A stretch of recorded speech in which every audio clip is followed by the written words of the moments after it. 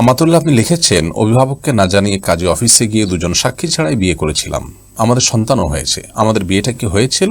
না হলে এই সন্তানেরই বা এখন কি হবে? বোন ahmadullah, আপনারা যদি এদেশের বেশিরভাগ উলামা ইকরাম হানাফি মাযহাব এবং হানাফি স্কুল অফ থট ফলো করে থাকেন, সেটা যদি আপনারা ফলো করে থাকেন, অনুসরণ করে থাকেন, সেটার অনুসারী হন, তাহলে উলামা ইকরামের যে ফতোয়া সেটার উপরে নির্ভর করে যদি করে থাকেন, তাহলে যে সমস্ত উলামা ইকরামের মতে মেয়েদের জন্য অভিভাবকের সম্মতি ছাড়া বিয়ে বিশুদ্ধ নয়, তাদের মতেও আপনার বিবাহ বিশুদ্ধ হয়ে গেছে, আর অন্যদের মতো তো হয়েছেই। অতএব এ বিষয় নিয়ে আপনি অরিড হওয়ার কোনো কারণ নেই। এ বিষয়ে ইসলাম কিউএতে শেখ মোহাম্মদ সাল্লাহ মাজিদ হাফিজুল্লাহ স্পষ্টভাবে ফতোয়া দিয়েছেন এবং তিনি উল্লেখ করেছেন বিষয়টিকে এইভাবে যে দেশে উলামা ইকরাম হানাফি স্কুল অফ থট ফলো করে, কিংবা কোনো ব্যক্তি যদি কোনো আলিমের ইজতিহাদ বা গবেষণার উপরে আমল করেন, কোনো আলিম যদি কোনো ইমামের ইজতিহাদের উপরে নির্ভর করে আপনাকে ফতোয়া দেন, মাসআলা দেন, আপনি তার কাছ থেকে জেনে যদি বিবাহ করেন, আপনি পরবর্তীতে মনে করলেন যে না, অভিভাবক ছাড়া বিবাহ বিশুদ্ধ নয় মেয়েদের, সেই মতটি অধিকতর শক্তিশালী, এটি যদি আপনার মনে হয়, তারপরেও আপনার বিয়ে হয়ে গেছে। কারণ যখন আপনি এটি করেছেন, তখন আপনি যে পদ্ধতি অবলম্বন করেছেন সেটা শরিয়া স্বীকৃত পদ্ধতি। উলামা ইকরামের কাছ থেকে জিজ্ঞাসা করে আপনি দ্বীনি মাসআলা জানবেন, উলামা ইকরামের গবেষণার উপর আমল করবেন। আপনার কাছে যদি সেটা ভুল হয়েছে বলে মনে হয়, তবুও সেটা সঠিক হয়েছে। অতএব এটা নিয়ে আমাদের অনেক ভাই বোন আছেন, খুব বেশি টেনশন করেন, অরিড হন, এটার কোনো প্রয়োজন নেই।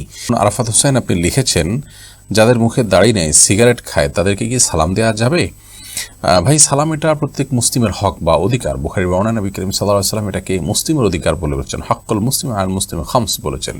মুসলিমের প্রতি অন্য মুসলিমের অধিকারের মধ্যে থেকে হলো সালামের জবাব দেওয়া, তেমনিভাবে সালাম দেয়া। অতএব কোনো ব্যক্তির মুখে দাড়ি নাই কিংবা সে ধূমপান করে, এই অজুহাতে তাকে সালাম না দেওয়ার সুযোগ নেই। আপনি তাকে সালাম দিবেন যদি আপনি জানেন তিনি মুসলমান।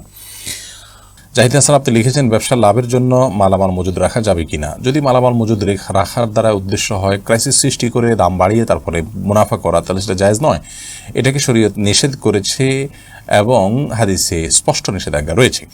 আর যদি মজুদ করা হয় মানুষের কল্যাণে, যেমন ধরুন পেঁয়াজ, আলু, চাউল, এগুলো আমাদের দেশে সবসময় সব সিজনে যে সব কিছু হয় তা নয়, বরং হওয়ার পর এগুলো যদি মজুদ একসময় একসাথে অনেক হয়, সেগুলো যদি মজুদ রাখা না হয়, তাহলে বছর জুড়ে মানুষ চলতে পারবে না, খেতে পারবে না। তো এই সমস্ত পরিস্থিতিতে বা এই দিকগুলোর ভিত্তিতে যদি কেউ রাখেন, মজুদ করেন, তাহলে সেটা তো নিষিদ্ধ হবে না।